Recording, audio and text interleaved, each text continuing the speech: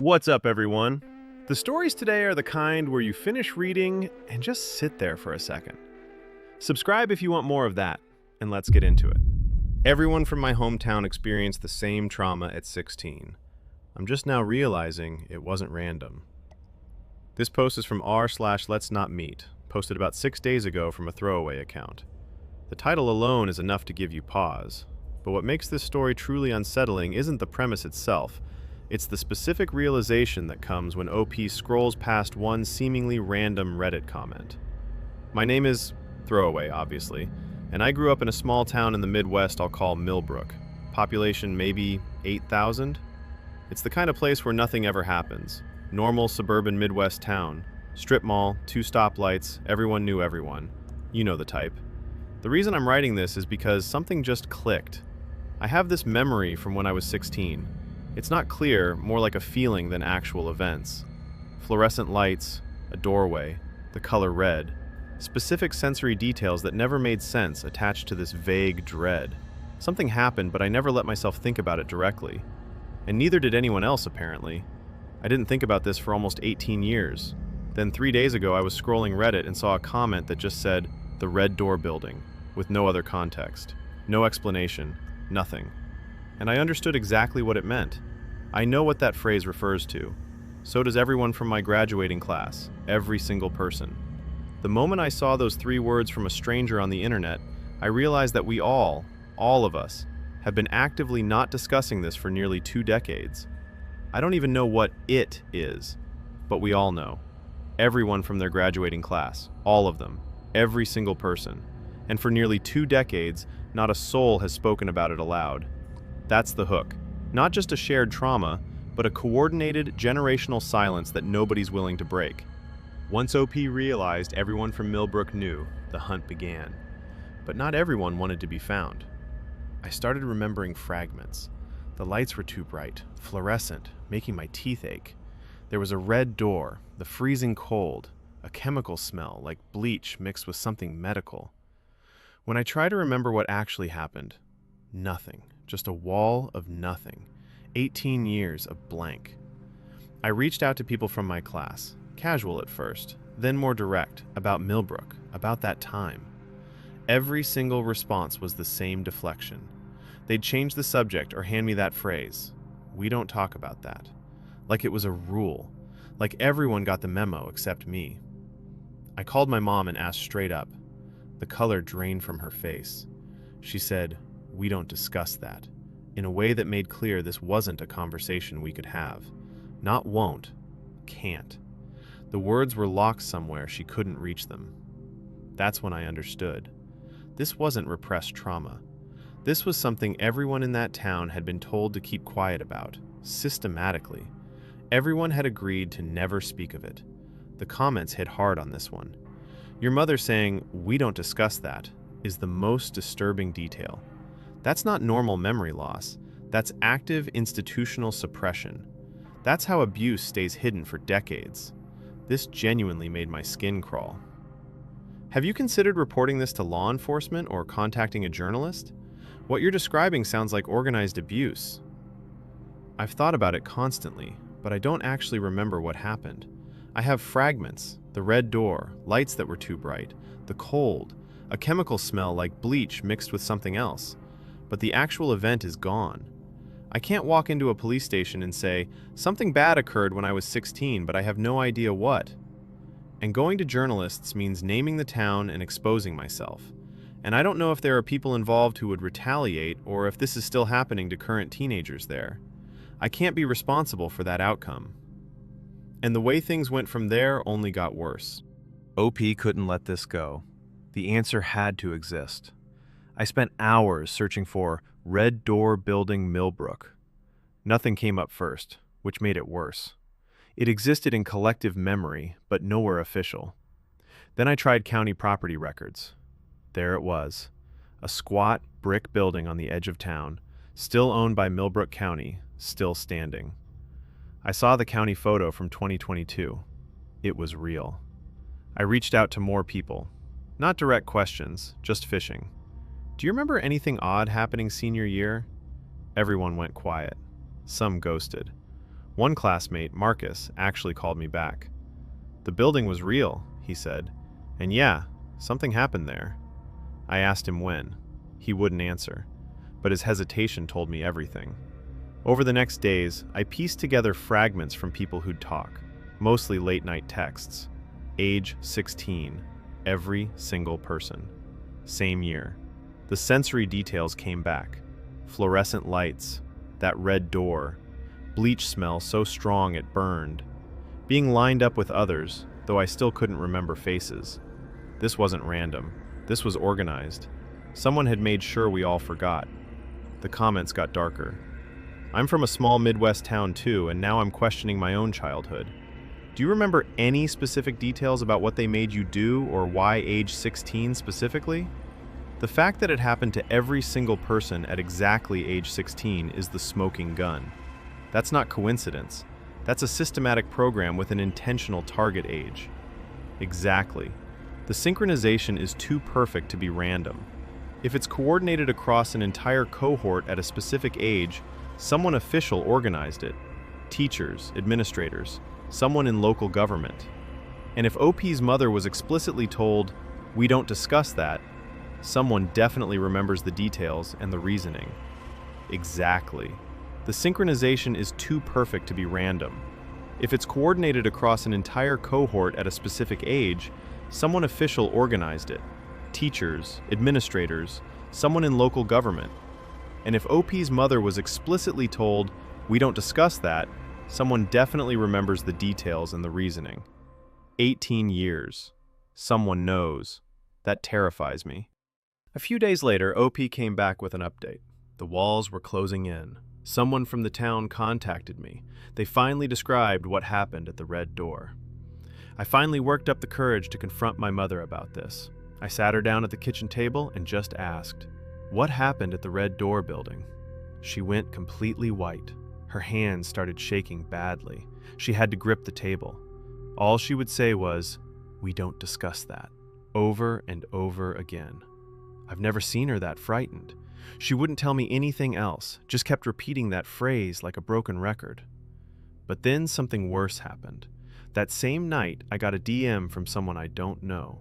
They said, "I was there that day. I was there at 16. They described things I've never told anyone. The smell, the way the light came through the one small window, the sound the red door made, the exact layout of that room down to the cracks in the tiles. I never posted these details. How did they know?" And then they said it. The administrator ordered us to stay quiet. Mrs. Henderson made it very clear what would happen if we talked. Her exact words were something like, "This is not to be discussed, ever, with anyone." That's when everything clicked into place. This wasn't just a collective trauma. It was enforced silence, organized, institutional. Something was deliberately buried. And that's when someone in the comments pointed out something OP should have been thinking about all along. Please be careful. If there's an active cover-up, drawing attention could put you in actual danger. Consider your digital footprint and whether you're being tracked now. The warning hit different because it was probably right. Then OP made a discovery that sent ice through their veins. Through archived forum posts from years back, an old username got linked to the throwaway account, and someone out there recognized it. Recognized them. Someone from the town contacted me. They finally described what happened at the red door. I got a direct message from someone claiming to have been there that day. No name attached, just a detailed description of the room, the fluorescent lights humming overhead, the chemical smell of bleach, the sound of the red door closing behind me. Details I never posted anywhere. They ended with, "Some doors should stay closed, for everyone's sake. Stop looking." I didn't interpret that as a threat. It felt like a warning. It felt inevitable. I deleted the original post within an hour. I stopped reaching out to people from my graduating class. I found the forum thread where my username got linked to the throwaway and reported it to the mods. I'm not going back to Millbrook. I'm not asking questions anymore. The building is still there, sitting like a wound, still owned by the county, and I guess it's going to stay that way. Some doors are supposed to stay closed. The comments section had other ideas, though. The county still owns that building? File a FOIA request for all records related to that property. There has to be documentation, budgets, maintenance logs, something showing what it was used for. But the building is still standing, still county-owned. Somewhere in Millbrook, an entire generation is living with the same fractured memory, the same collective silence. 20 years later, and nobody talks about what happened in that red door room. And that's where this one ends. On to the next story. My therapist keeps saying things only my dead mother used to say, and I can't figure out how she knows them. 32-year-old female. Mom died 10 years ago. Today's story comes from a woman who started seeing a new therapist a couple months ago, but something strange has been happening in those sessions, something that doesn't have a logical explanation, and it's terrifying her more than any anxiety ever could. I started seeing Dr. Chen about 2 months ago because my anxiety has been spiraling for years. I finally decided I needed professional help, and she came highly recommended by a friend. My first session was standard intake stuff: background, family history, why I'm there. She was warm and professional, seemed genuinely interested. Second session, we started going deeper into some of my patterns and triggers. Nothing weird, nothing alarming, just solid therapy work. But the third session changed everything. My mom died 10 years ago when I was 22.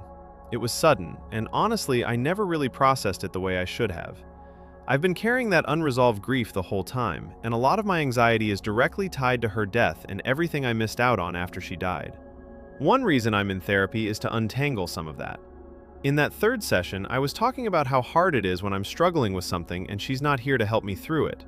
My therapist started responding, and she used this phrase. Not word for word, but close enough that I recognized it instantly. It was something my mom used to say to me specifically, a particular way she had of framing anxiety when I was younger. It's not a common saying. It's not something any therapist would naturally come up with. It's something that belonged to my mom. Then it happened again. During that same session, another phrase, another specific thing my mom would say. My chest got tight. I felt dizzy. I asked Dr. Chen directly, "Where did you learn that?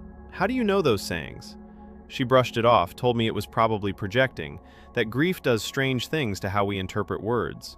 But I'm not misremembering my own mother. I'm not projecting, and I'm terrified of what this means. And that's where the hook lands. A patient terrified. A therapist who knows too much, and answers that might be worse than the questions. So OP started keeping track. Not obsessively at first, just jotting down mental notes after sessions. But then another phrase landed. Then another. The specificity was impossible to ignore. These weren't generic therapeutic observations. These were intimate details from OP's most private relationship, the one with her dead mother. Information that had no business being in Dr. Chen's mouth. The second session, Dr. Chen said, "Worry is just love with nowhere to go." My mom said that when I was younger. A specific phrase.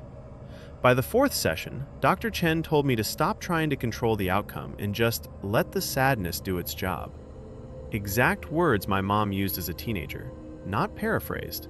I started documenting them. Fifth session, Dr. Chen said anxiety was coming from a place where you don't believe you deserve good things. My mom used to say I had that exact problem. She'd be in my room trying to help me see I was punishing myself. Nobody else knew about those conversations. My therapist didn't have any way of knowing. By session 7, I was sitting in absolute terror. Not anxiety about my life. Terror about how much Dr. Chen seemed to know about my dead mother's internal framework for understanding me. This was my mother's specific vocabulary for talking about my psychology.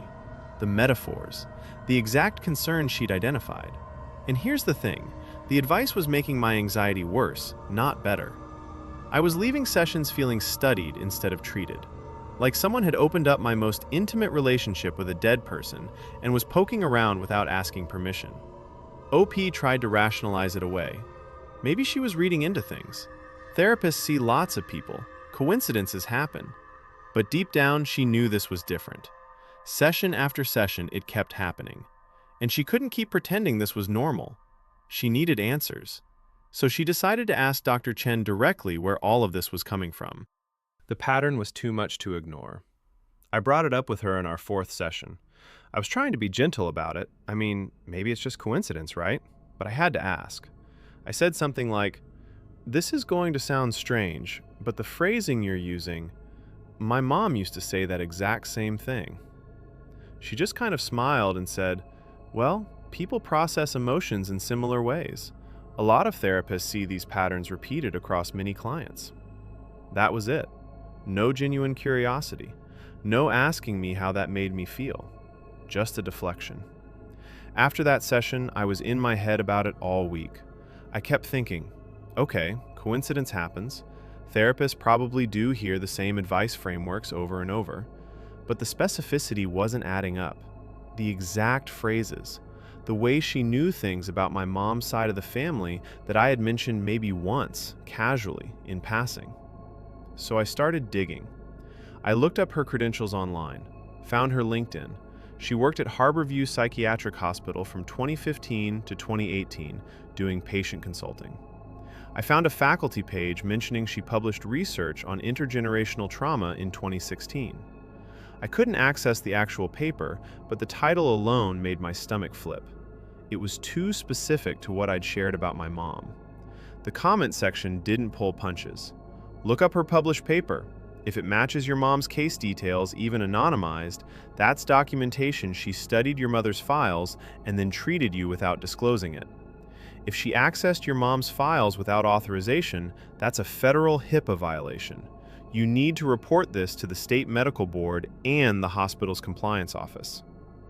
The timeline matching, plus the consulting job, plus the 2016 paper, all pointing to the same hospital, is a lot of coincidences. I wouldn't feel safe going back either. That validation lit a spark that would lead to the discovery. Weeks passed. OP wasn't done digging. I found her published paper, and it was about my mother. I couldn't let this go. I needed answers. I started searching Dr. Chen's name across professional databases, university papers, any publication record I could find. And then I found it. A 2016 publication in a peer-reviewed psychiatric journal titled Intergenerational Trauma Patterns in Second-Generation Patients, a Case Study Analysis, co-authored by Dr. Jennifer Chen, published while she was working at Harborview Psychiatric Hospital between 2015 and 2018. My mother was admitted to Harborview in 1998. I found this out from old hospital bills in my father's files. The case studies in her paper were anonymized, but one matched our family almost exactly. Birth year, my mother's specific anxieties, her exact phrasing about family duty and bloodline loyalty, stuff only a handful of people knew, even which medications worked and which ones failed. Dr. Chen had pulled my mother's psychiatric records and built a published case study around our family's trauma. All those phrases she dropped in our sessions, all that intuition about my relationship with my deceased mother. She wasn't reading the room, she was reading my mother's chart. So that's how she knew everything. The therapist had weaponized her own patient files against her new client's grief. The way she dismissed your concerns when you confronted her directly is the biggest red flag. A legitimate therapist addresses concerns head-on, not by gaslighting you about projection. Exactly. If she had nothing to hide, she would have said, "Let me review for conflicts of interest," or something. The immediate dismissal combined with turning it back on you as anxiety is textbook manipulation. Therapists are trained to use archetypal language because it works. Could this be pattern-seeking behavior on your part, or is there genuinely too much overlap to ignore? On to the next one. The moment OP connected the dots, everything snapped into place. This wasn't coincidence. This wasn't her imagination running wild from grief and anxiety. This was documentation. I found her published paper, and it was about my mother. I started pulling every publication and employer record I could access. Found a 2016 paper Dr. Chen published while working at Harborview, analyzing 1990s psychiatric files. The title was neutral but generic. The case study inside was unmistakably my family. Specific details about my mother's admission, her psychiatric diagnoses, quotes from her evaluation. When I cross-referenced the dates and patient codes, Dr. Chen was there, analyzing records during the exact years my mom was in the system. I don't know if she recognized me consciously, or if she was so deep in my mother's file she couldn't help repeating her language. But here's the truth that broke me. She was studying me. Not treating me, studying me. I was her research subject sitting in her office paying for sessions while she sourced her own work from my trauma. I filed a complaint with the state board. I quit therapy with no explanation. I deleted the account. I can't unsee it now. The ethics board response was a letter. The investigation was ongoing. Nothing changed. Whether she violated HIPAA or not, she's clearly unethical. Either she knew about your mother and hid it, or she's coincidentally quoting her. Both scenarios mean she shouldn't be treating you. What gets you with a story like this is the silence after. You go to someone trained to help, someone licensed, someone bound by ethics and law, and you learn you were studied instead of treated. Dr. Chen had things about your mother locked in a filing cabinet. She knew your family history because she'd analyzed it in research. Maybe she didn't intend harm. Maybe it was unconscious. Maybe the overlap between her published work and your private grief was just cruel coincidence. But consent doesn't work that way.